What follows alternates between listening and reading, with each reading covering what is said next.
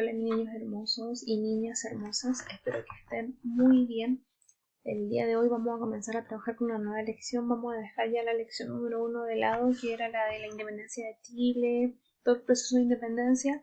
Y vamos a seguir trabajando con Chile, pero vamos a trabajar la lección 2, que es cuando Chile se comienza a conformar como república.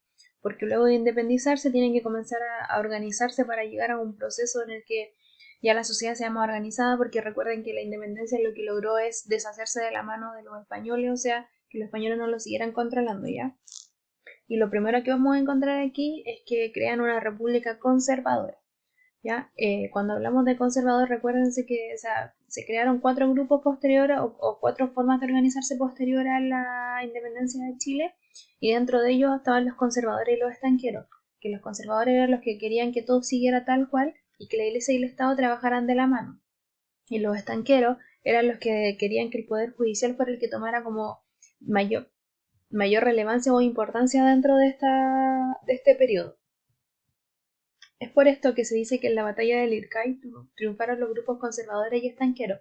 O sea, hubo una batalla en la cual estos dos grupos triunfan. O sea, al triunfar se ganan el poder mandar o gobernar, ¿ya? Desde entonces gobernaron por un periodo de 30 años, durante los cuales aplicaron medidas destinadas a conseguir el orden y la estabilidad que tanto anhelaban, aun cuando ello significara limitar la libertad de los ciudadanos. ¿De qué forma se intentó mantener el orden político y social durante la República Conservadora? Esta República Conservadora tuvo algunos conflictos porque ellos quisieron imponer solo sus pensamientos conservadores, o sea, de que todo se mantuviera bien. ¿Se acuerdan que ellos también establecían que les gustaba la jerarquía, que hubieran unos que mandaran más y que el resto tenía que obedecerlo? Entonces ellos tuvieron 30 años imponiendo este sistema de gobierno. Los conservadores consideraban muy importante apoyarse de la Iglesia Católica, a la que atribuían una función estabilizadora. También intentaron prohibir espacios de diversión como las chinganas o ramadas. Pensaban que fomentaban la inmoralidad y el delito. ¿Se acuerdan cuando vimos la colonia y veíamos los capítulos de la colonia en el Mega, que eran los videos de YouTube, y que vimos que las chinganas o las ramadas eran los lugares donde los más pobres o los de menos recursos iban a divertirse, iban a tomar, iban a jugar cacho, brisca, era el lugar de entretención? Ya dice, además obligó a los presos a trabajar en la construcción de obras públicas y se crearon cárceles ambulantes, donde los detenidos eran expuestos como castigo ejemplificador. Ya en este periodo también se crearon unas cárceles que se llaman cárceles ambulantes, que las vamos a ver más adelante, que eran cuando alguien cometía un delito y para pagar ese delito debía realizar trabajos públicos, o sea, debía realizar trabajos en los cuales pudiera ayudar a la sociedad. Para asegurar su continuidad en el poder, los conservadores implementaron prácticas informales o ilegales que se mantuvieron durante el siglo XIX. Entre ellas fueron dos: realizaron lo que se llamaba clientelismo y la intervención electoral, ya que estos son ilegales. De hecho, la intervención electoral es ilegal en cualquier lugar. Tú no puedes intervenir los votos para elegir un solo tipo de gobierno, ¿ya? ¿De qué trata el clientelismo? Dice ofrecimiento de favores a cambio de votos, o sea, especialmente en los sectores rurales donde los hacendados tenían gran autoridad. Entonces muchas veces los hacendados, los dueños de hacienda, les ofrecían favores a sus trabajadores para que ellos votaran específicamente por los conservadores, ¿ya? Entonces sí pudieron comprar algunos votos.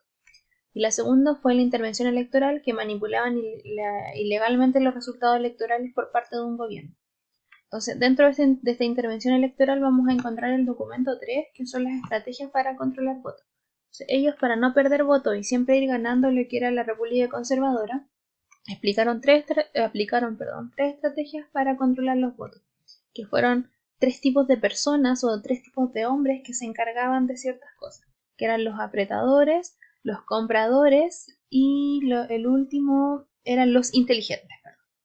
Ya los apretadores eran quienes intimidaban a tanto electores de la oposición como les fuese posible. Cuando nosotros hablamos de la oposición, hablamos que votaban distinto o pensaban distinto a lo que decía la República Conservadora. Entonces los apretadores eran como los matones. Entonces te decían, tú vas a votar, te decían, tú vas a votar por no sé, por alguien contrario a lo que nosotros pensamos. Entonces te amenazaban que te iban a hacer cosas.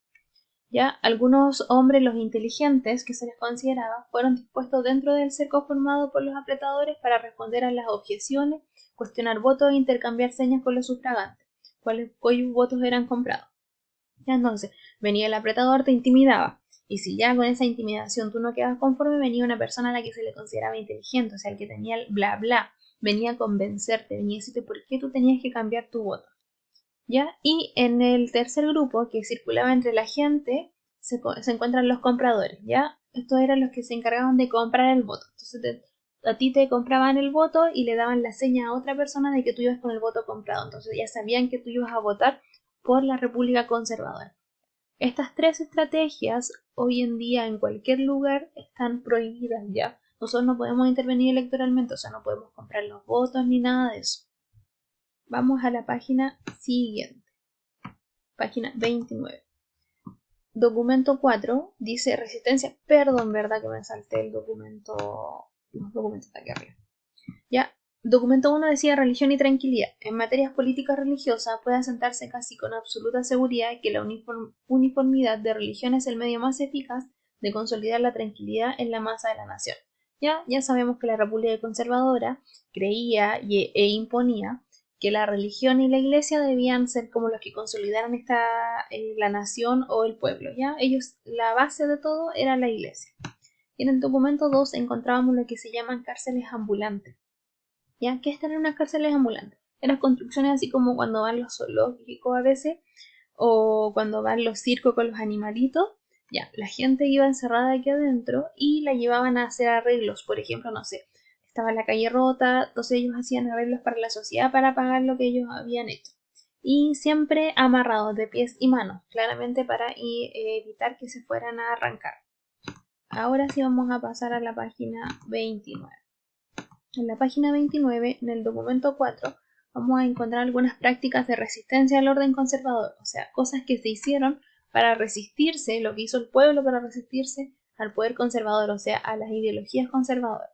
La primera es la necesidad de una mano de obra estable hizo que se sancionara la vagancia. Pese a ello, peones y gañanes mantuvieron una vida nómada. ¿Ya? Entonces, como necesitaban gente que trabajara, ¿qué hicieron ellos los conservadores? Empezaron a toda la persona vaga, o sea, que no trabajara, la empezaron a condenar, o sea, se la llevaron a la cárcel y la llevaron a las cárceles ambulantes. ¿Ya? Pero esto no ayudó en nada, ya que los peones empezaron a resistir, o los peones, nosotros hablamos del trabajador, y ellos siguieron teniendo una vida nómada, una vida tranquila, así, trasladándose de un lugar a otro y sin hacer mayor esfuerzo de trabajo. La segunda práctica, en las minas habían peones que se dedicaban al robo de minerales o se fugaban tras recibir un adelanto de su salario. ¿Ya? Como se estaban resistiendo a este poder conservador y trabajaban en las minas, muchas veces se robaban los minerales que se extraían de la mina. O les pagaban parte de su salario, o sea, les pagaban antes de que trabajaran y se iban sin trabajar. Y la tercera fue la que las chinganas y ramadas, eran lugares de esparcimiento vacular, mantuvieron una actividad clandestina. ¿Qué quiere decir clandestino? Que se abrían de manera prohibida, o sea, se abrían sin permiso. Ya siguieron con estas chinganas o ramadas. En el documento 5 vamos a encontrar que la oposición se organiza, o sea, todos los que están en contra de la República Conservadora se van a comenzar a organizar. Ya, el documento dice, desde fines de la década de 1840, algunos grupos liberales lograron reorganizarse y establecer una oposición política.